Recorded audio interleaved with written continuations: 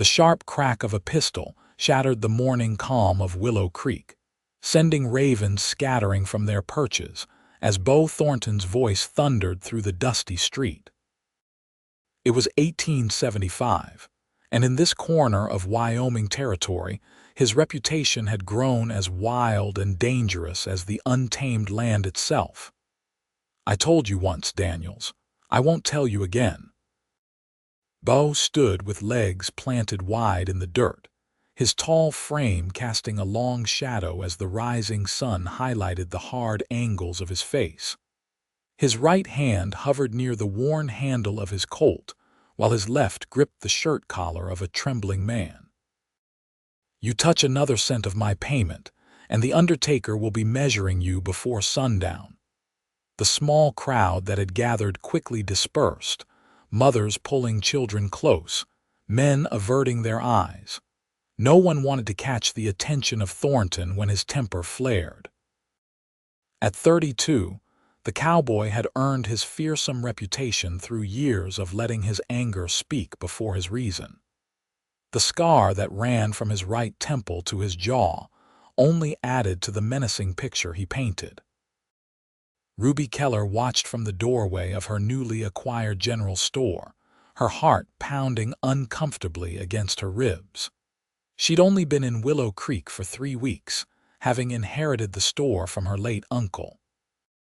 At 24, she had left behind a comfortable but stifling life in Boston, seeking independence in the West despite her parents' protests.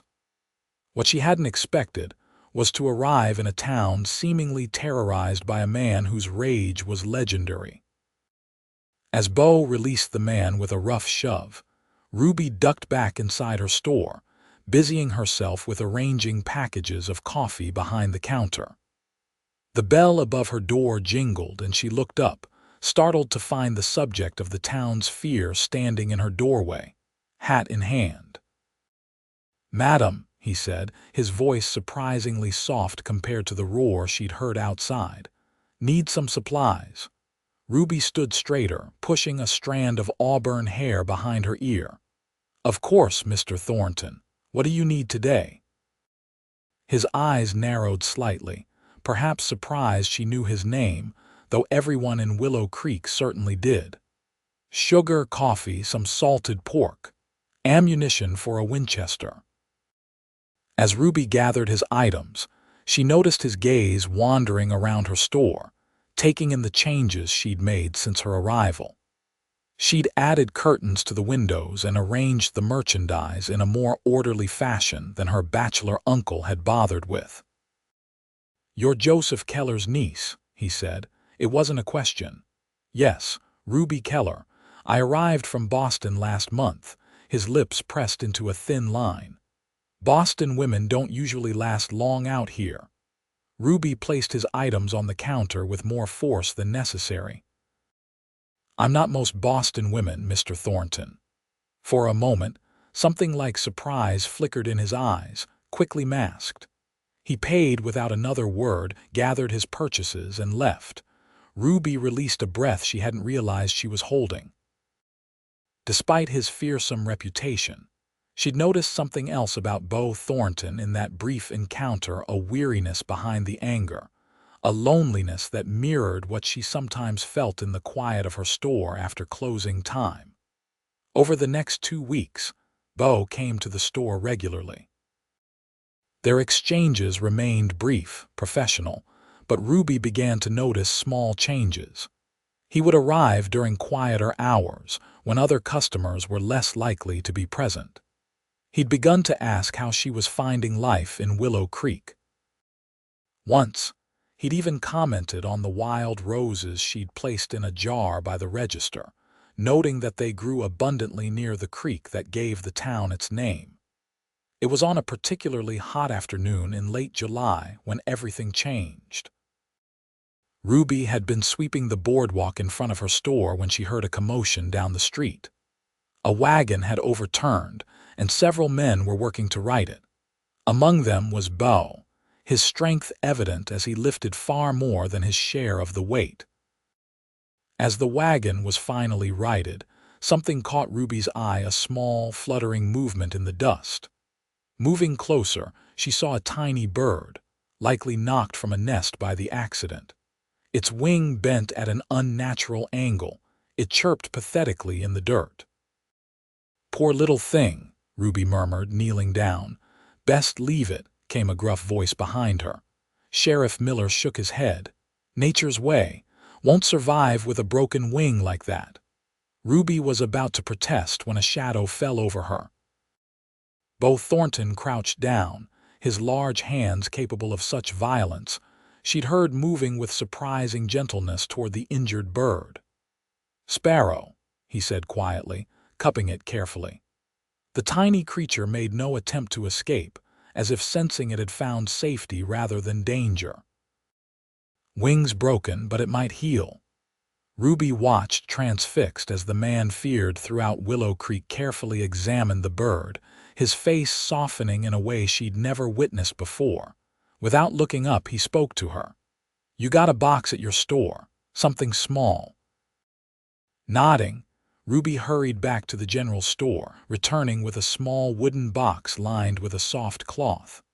Beau placed the bird inside with such tenderness that Ruby felt a lump form in her throat. "I don't know the first thing about caring for a bird," she admitted. Beau looked up, meeting her eyes directly for what felt like the first time. "I do." That evening, after closing the store, Ruby found herself walking to the edge of town where Beau's small ranch stood.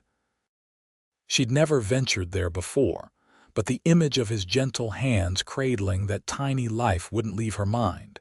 His property was modest, but well-maintained. A small cabin with a stone chimney stood beside a barn and corral where several horses grazed. Ruby hesitated at the gate, suddenly unsure of her decision to come. Before she could retreat, the cabin door opened and Beau stepped out onto the porch, his expression unreadable. "Miss Keller," he called, walking toward her. "Something wrong in town?" "No," she said quickly. I was wondering about the bird." Something in his face relaxed. "Come in. It's still alive." Inside the cabin, Ruby was surprised by the orderliness.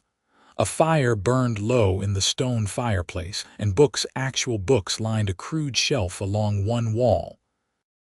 On a table near a window sat the box containing the injured sparrow, now additionally padded with what looked like soft cotton. "I splinted the wing," Beau explained, moving to the table. "Used to do it for birds that fell from nests when I was a boy." Ruby approached cautiously. The sparrow looked up at them with bright eyes, no longer appearing to be in distress. "You knew exactly what to do." Beau shrugged, a gesture that seemed to dismiss any special significance to his actions. "My mother taught me. She couldn't abide seeing any creature suffer." "That's a good teaching," Ruby said softly. "Will it survive?" "If infection doesn't set in, maybe. I've got it drinking sugar water, but it'll need proper food soon." Ruby studied the man before her, trying to reconcile the gentle caretaker with the feared figure who had terrorized Amos Daniels in the street just weeks ago. "You're full of surprises, Mr. Thornton." His eyes, usually hard as flint, seemed to soften momentarily. "Most people don't stay around long enough to be surprised. Perhaps most people are too quick to judge." The moment stretched between them, something unspoken passing through the air as tangible as the scent of pine from the burning logs. Beau cleared his throat. "It's getting dark. Not proper for you to be out here alone. I'll walk you back to town." Ruby nodded, knowing he was right. Her reputation was already the subject of whispers. A woman running a business alone was unusual enough without adding evening visits to a bachelor's cabin. As they walked the trail back toward town, the setting sun painting the sky in brilliant oranges and pinks, Ruby gathered her courage. "Why do you do it?" she asked. "Do what?" "Let people fear you so much. I've seen how people scatter when you approach." Beau's stride faltered slightly before resuming.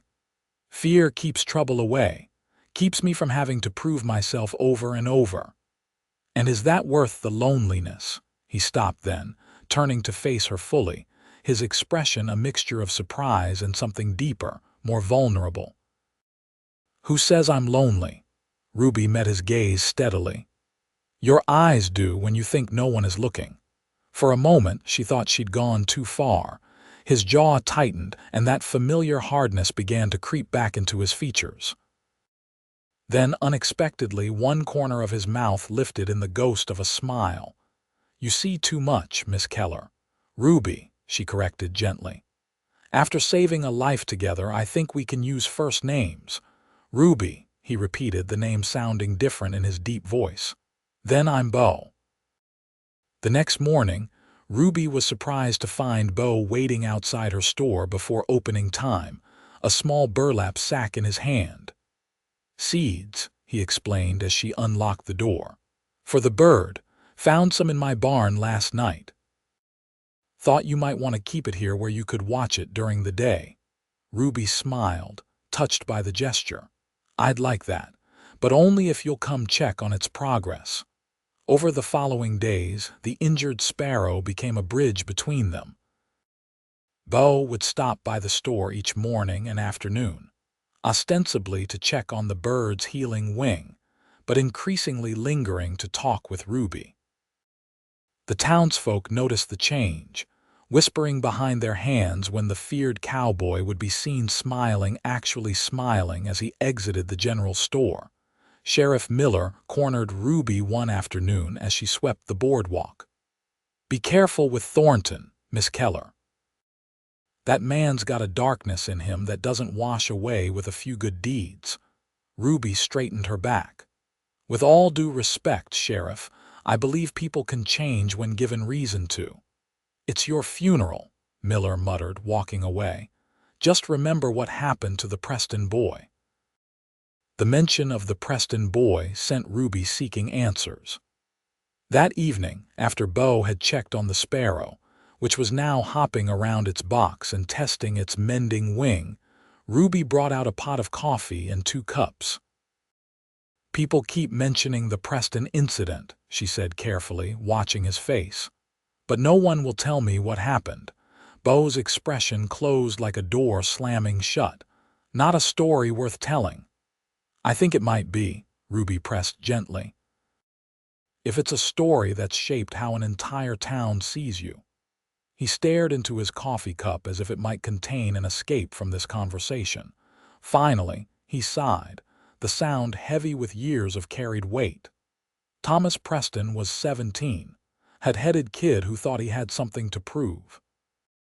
Started calling me out in the saloon, saying I wasn't as tough as people made me out to be. Beau's voice was flat, emotionless. I ignored him. 3 times I walked away. 4th time he pulled a knife. Ruby's breath caught in her throat. What did you do? Defended myself. Too well. His knuckles whitened around the cup. Broke his arm in 2 places. Doctor said he'd never have proper use of it again. He attacked you with a knife, Ruby said. Anyone would have defended themselves. Beau's eyes, when they met hers, were haunted. I didn't have to break his arm. Could have disarmed him, walked away. But I was angry, so damn angry all the time back then. His father had cheated me on a cattle deal, and some part of me wanted to hurt something that belonged to him. And that's why you cultivate the fear, Ruby realized. To keep people at a distance so it doesn't happen again. Better feared than finding out too late you can't control what's inside you. He set down his coffee, standing abruptly. I should go. Ruby rose as well, stepping closer to him. Beau, the man who gently splinted a sparrow's wing, isn't someone who can't control himself. You've changed. Have I? His voice was barely above a whisper. Without thinking, Ruby reached out, placing her hand on his arm. I believe so. The touch seemed to startle him, but he didn't pull away. Instead, he looked down at her hand on his sleeve as if it were something precious and fragile. When he finally left, the warmth of that brief contact lingered with both of them. August brought oppressive heat to Willow Creek. The sparrow, now fully recovered, had been released back into the wild, but Beau still visited the store daily. Their conversations had deepened, ranging from books they had both read to dreams they'd once held. Ruby learned that Beau had come west after the war, seeking a fresh start after witnessing too much death. He'd worked cattle drives and tried prospecting before settling in Willow Creek 5 years ago. "I never planned to stay," he admitted one evening as they sat on the back porch of Ruby's living quarters behind the store. "Just needed somewhere to winter my horses that first year." "And now?" Ruby asked. He looked at her, really looked at her, in a way that made her heart quicken. "Now I'm finding reasons to put down roots." The tension between them had been building, a sweet, anticipatory ache that neither seemed quite ready to acknowledge. But things changed when a band of raiders hit the neighboring town of Clearwater, leaving destruction in their wake. Word reached Willow Creek that they were heading west, likely to strike there next. Sheriff Miller organized the townsmen into patrols, and Beau took charge of securing the outlying farms and ranches. Ruby watched him transform, his natural authority emerging as he directed men who months ago would have crossed the street to avoid his path. The night the raiders were expected, Beau insisted Ruby stay at the Peterson farm with several other women from town, where a group of armed men could better protect them. Ruby reluctantly agreed, but as she packed a small bag, a noise at her back door startled her. She turned to find 3 rough-looking men entering her living quarters, their intentions clear in their leering smiles. "Well now," the tallest one drawled, "what do we have here?" "Boys, looks like we found ourselves something prettier than anything in the general store." Ruby backed away, her hand searching the counter for anything she could use as a weapon. "The sheriff and his men are patrolling. They'll be here any moment." The man laughed. "No, they won't. They're all gathered at the north end of town, thinking that's where we'd come in." Not real creative thinkers in these small towns. As the men advanced, Ruby's fingers closed around a heavy iron skillet. She swung it with all her might as the first man lunged, connecting with his head with a sickening crack. He crumpled, but the other 2 were on her immediately, one wrenching the makeshift weapon from her grasp while the other pinned her arms. "Got some fight in you," the second man hissed, his breath hot and foul against her face. "Good, I like that." A gunshot exploded in the confined space, deafening Ruby momentarily. The man holding her jerked, then collapsed, a red stain blooming across his chest. In the doorway stood Beau, his expression more terrifying than anything Ruby had ever seen. The remaining raider reached for his gun, but Beau was faster. Not with his weapon, but with his body, crossing the room in 2 strides and driving his fist into the man's jaw with such force that Ruby heard bones crack. The raider hit the floor and didn't move. "Beau," Ruby gasped, trembling with shock and relief. He was at her side instantly, his hands gentle as they checked her for injuries, a stark contrast to the violence he'd just unleashed. "Are you hurt? Did they touch you?" "No, I'm all right. You came in time." Her voice shook. "How did you know?" "Instinct," he said grimly. "These weren't the type to come in a large group from one direction. I figured they'd split up, send a few men to hit smaller targets while the main force distracted us." His eyes darkened. "When I realized you were still here alone." Ruby saw it then, the fear in his eyes, not anger, fear for her. She reached up, touching his face, her fingers tracing the scar that marked his temple. "You saved my life." His hand covered hers, pressing it more firmly against his cheek. "I couldn't lose you, Ruby, not when I've just found you." The words hung between them, an admission neither had been brave enough to voice until now. Then his lips were on hers, desperate and tender all at once, a kiss born of relief and something far deeper, something that had been growing between them since the day they'd saved a tiny sparrow together. The raid was thwarted, the town saved with minimal damage thanks in large part to Beau's strategic thinking.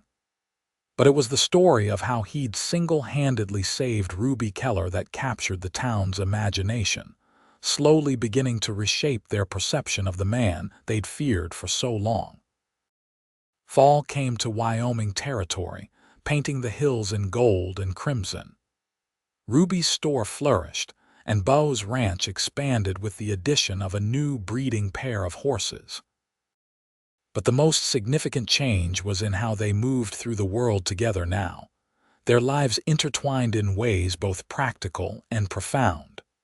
On a crisp October morning, Ruby was arranging a new shipment of fabric when the bell above her door jingled.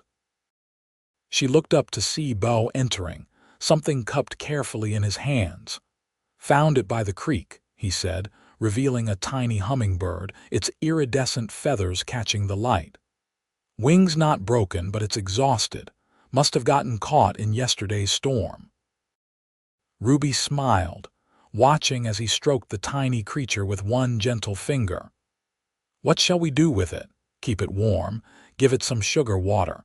It just needs a safe place to rest before continuing its journey south." As he spoke, Ruby studied his face, the face that had once seemed so harsh and unyielding now softened with compassion. The eyes that had burned with anger now held warmth when they looked at her. "You know," she said thoughtfully, "people don't cross the street anymore when they see you coming." Beau glanced up, a smile tugging at the corner of his mouth. "Mrs. Abernathy still does." Ruby laughed. "Mrs. Abernathy crosses the street when she sees anyone under 60. It's not personal," he chuckled, the sound still somewhat rare but increasingly frequent. "I'm not sure I deserve this second chance they're giving me." "It's not about deserving," Ruby said, moving to stand beside him, looking down at the tiny bird beginning to stir in his palms. "It's about seeing people for who they truly are, not just who they appear to be." That evening, as the sun set over the distant mountains, Beau and Ruby sat on the porch of his cabin, their cabin now, since their wedding 2 weeks prior. The hummingbird had recovered its strength and flown away that afternoon, a tiny jewel disappearing into the vast sky. "I've been thinking," Beau said, his arm around Ruby's shoulders as they watched the changing colors of the sunset, "about opening a horse ranch for breeding and training, better stock than what's available around here." Ruby leaned into him, her head finding the familiar spot against his shoulder. "That sounds perfect. You've always had a way with animals." "It was a dream I'd given up on," he admitted. "Didn't think I deserved to build something like that after everything. And now—" He turned to her, brushing a strand of hair from her face with calloused fingers that always managed to touch her with such tenderness. "Now I believe in second chances. You taught me that." Ruby smiled, covering his hand with her own. "It wasn't me. It was a tiny sparrow with a broken wing." Beau shook his head. "It was you seeing something in me that everyone else had stopped looking for, including myself." As darkness settled over Willow Creek, they remained on the porch, talking of their plans for the future, the ranch they would build together, the family they hoped to start, the life they would create from the unexpected beginning of a rescued bird, and a woman who refused to believe that anger was all that lived in a feared cowboy's heart. When spring arrived the following year, so did their first child, a daughter with her father's dark hair and her mother's determined spirit. They named her Wren, after the birds that had brought them together. And in the years that followed, the Thornton Ranch became known not just for its fine horses, but for the family that ran it, a family built on the foundation of seeing beyond fear to the healing that waits on the other side. Willow Creek grew and changed, as all towns do, but its residents never forgot the transformation they'd witnessed. How a man once feared for his temper had found redemption in gentle hands and an open heart, and how a woman from Boston had found her true home in the Wyoming wilderness, loving a man others could only fear. And occasionally, when life brought challenges as it inevitably does, Beau and Ruby would remind each other of that first injured sparrow, how something broken could heal, how something wounded could fly again, and how sometimes the most profound strength is revealed not in anger, but in the gentle cradling of a fragile life in need of care.